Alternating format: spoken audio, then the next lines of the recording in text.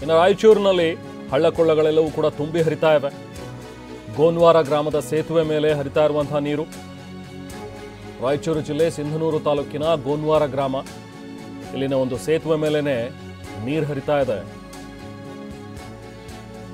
ಹೀಗೆ ಮಳೆ ಸುರಿದ್ರೆ ಸೇತುವೆ ಕೊಚ್ಚಿ ಹೋಗುವಂತಹ ಭೀತಿ ಇದೆ. ನೋಡಿ ಇಲ್ಲಿ, ಇದು ಸೇತುವೆ ಮೇಲೆಲ್ಲ ನೀರು ಹರಿತಾ ಇದೆ. ಸ್ವಲ್ಪ ಎಚ್ಚರ ತಪ್ಪಿದ್ರೂ ಕೂಡ ಅಪಾಯ ಕಟ್ಟಿಟ್ಟ ಬುತ್ತಿ. ಯಾಕಂದ್ರೆ ಸೇತುವೆ ಈಗ ಸ್ವಲ್ಪ ಕಾಣಿಸ್ತಾ ಇದೆ, ಬಿಟ್ರೆ ಹೀಗೆ ಮಳೆ ಪ್ರಮಾಣ ಜಾಸ್ತಿ ಆದರೆ ಸೇತುವೆನೂ ಕೂಡ ಕೊಚ್ಚಿ ಹೋಗುತ್ತೆ. ಪಾಪ ಅದರಲ್ಲೇನೆ ಜನ ತಮ್ಮ ವಾಹನಗಳನ್ನು ಸಾಗಿಸ್ತಾ ಇದ್ದಾರೆ. ಬಟ್ ಇದು ಡೇಂಜರ್.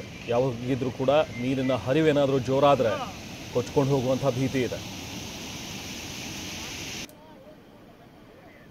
ಈ ಸೇತುವೆ ಮೇಲೇ ಶಾಲಾ ಬಸ್ಗಳು ಕೂಡ ಓಡಾಡ್ತಾ ಇವೆ. ಸಾರಿಗೆ ಬಸ್ ಸಂಚಾರ ಮಾಡ್ತಾ ಇದೆ.